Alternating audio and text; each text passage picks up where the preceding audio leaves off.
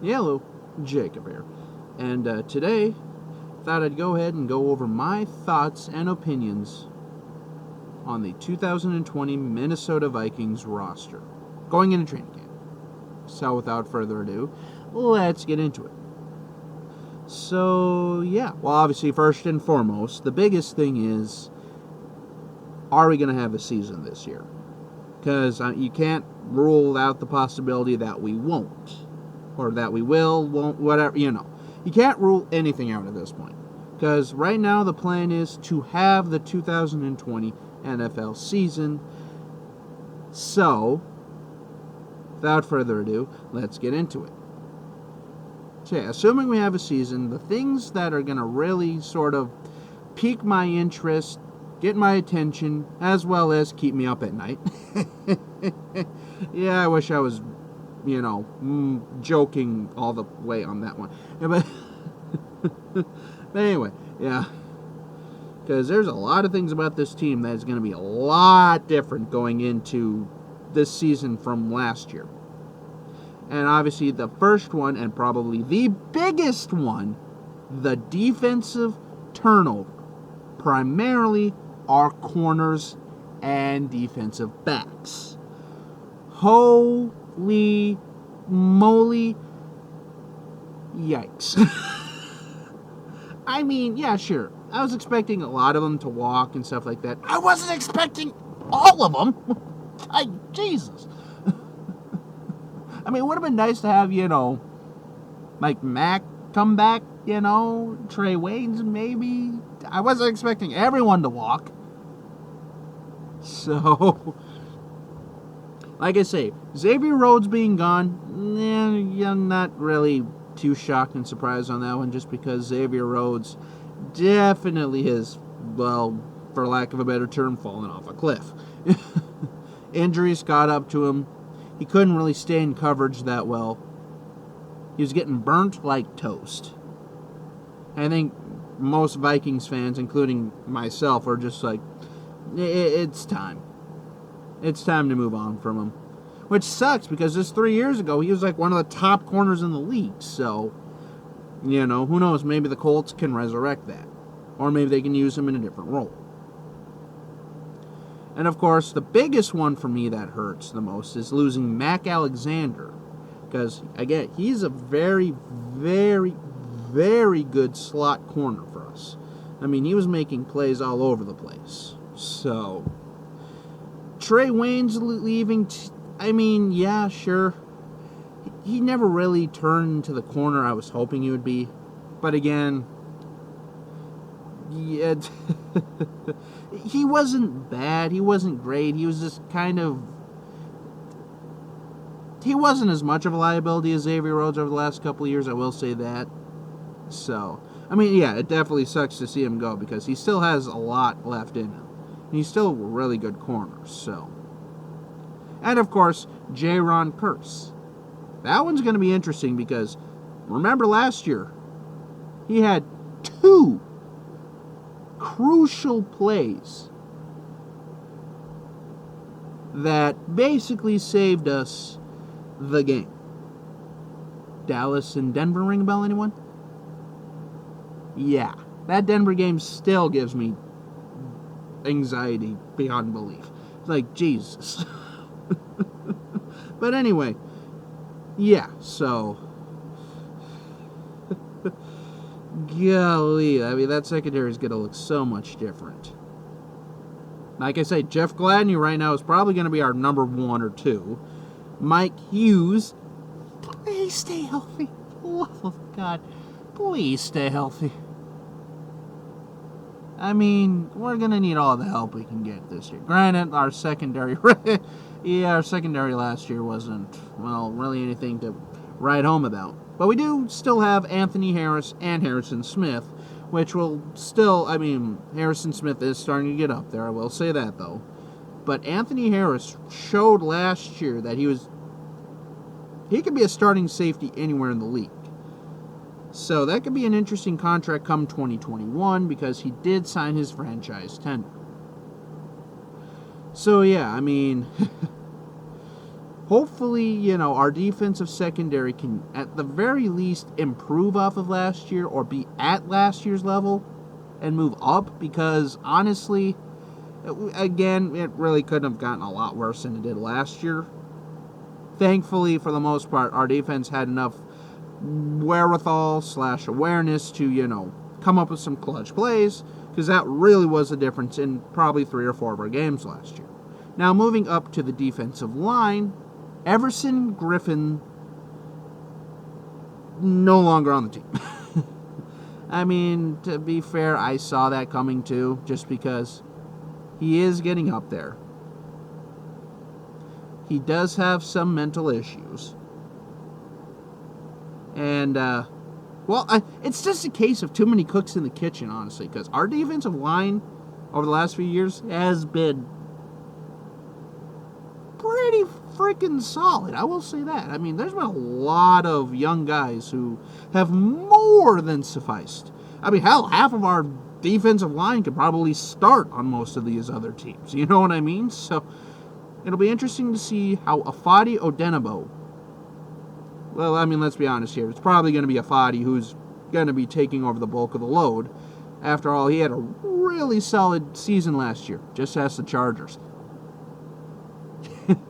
Yeah, I mean, like I say, going back to that Chargers game, that play going into halftime literally flipped the momentum around. And, well, you've seen my video on that. We had 7 turnovers, if that tells you anything. But anyway. So, yeah, Afadi can really...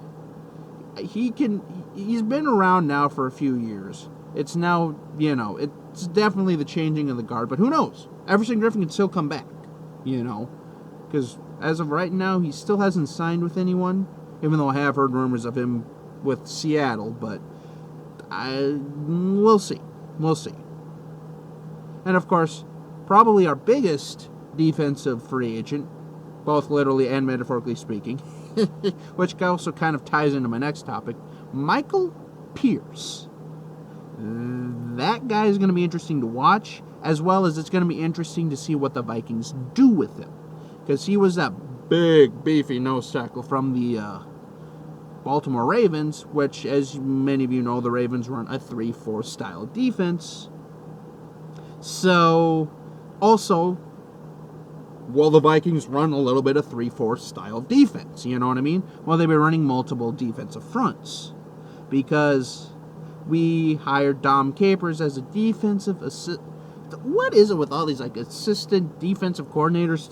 He's like the assistant to the assistant. Anyway.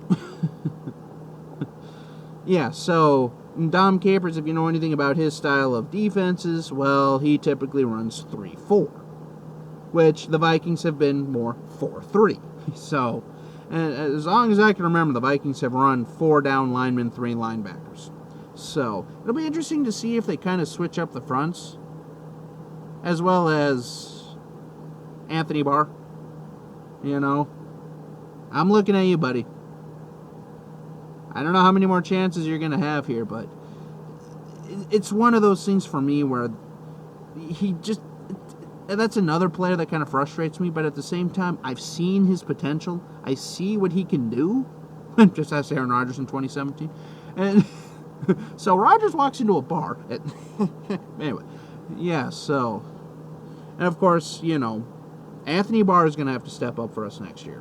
Eric Kendricks is probably going to have to be, one of the main defensive stalwarts. Of course, Harrison Smith, Holton Hill, Mike Hughes. I mean, those are going to be 5 key guys for our defense next year, especially with all the new young guys on that defensive line and defensive area.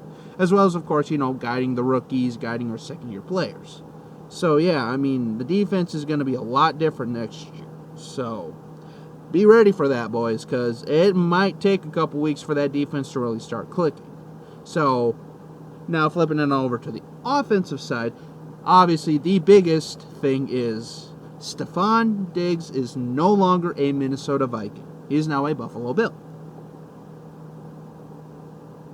So, who is going to be that number 2 receiver, for lack of a better term there? Because really, I mean, yeah. Adam Thielen's number 1. who's going to be that, who's going to fill out the rest of the roster as the number 2, 3, 4, or is it going to be more of like a scheme by committee, I guess, because Justin Jefferson, I believe, will be the receiver 2 of the future. However, though, don't count on B.C. Johnson, because last year, holy moly, he stepped up for us. So, Ola B.C. Johnson, Justin Jefferson, one of our draft picks, as I said before. Please don't be another Laquan Treadwell, or even worse, Troy Williamson. Please. Because it'd be kind of nice to actually have a first-round receiver that, pans out! Anyway, I think the last one that actually had any sort of decent success with us was Percy Harvin, and, well, yeah. Anyway, I don't think I need to revisit that. That was some interesting times for the Vikings.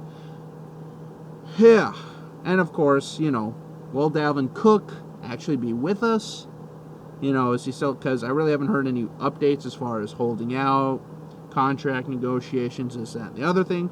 And of course, Kirk Cousins. How is he going to be able to, how is Kubiak going to be able to utilize Kirk Cousins this year? Again, without having Diggs, because Diggs was, Diggs was our downfield guy. Diggs was our burner. Just ask the Eagles last year. I mean, jeez. Diggs literally was our downfield presence, for the most part. So, I mean, it'll be interesting to see how Kubiak schemes for all that again. And, of course, will any of the players, because of the whole COVID thing, actually opt out of playing this year? The whole NFLPA, how's that going to work? As well as who's going to be, like, our special teams and, returners, basically. So, and, of course, obviously, the players to watch for me on the offense are Kirk Cousins, Dalvin Cook, Adam Thielen, Justin Jefferson, and in my opinion, probably the fifth one would be Irv Smith, because he had a really solid rookie year last year. Now, can he build up and potentially help out? Because there could be times where he might have to be utilized as more of a receiver.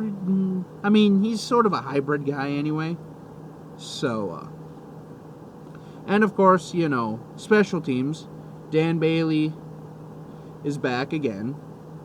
So is Britton Colquitt. Thank you. It's kind of nice to actually have the same, kicker and holder for more than a season. Or half a season, But yeah, I mean, moving forward here, this is going to be a huge year again for Zimmer because, as I said last year, if things go south, don't be surprised if we clean house. Don't be surprised if we start fresh next year. And honestly, for me, it might... I always hesitate doing this, but at the same time, it's kind of this analogy, it's either crap or get off the pot, essentially, because it's like, you have all this talent. I mean, the Vikings are consistent playoff contenders year in, year out, but when we get to the playoffs, well...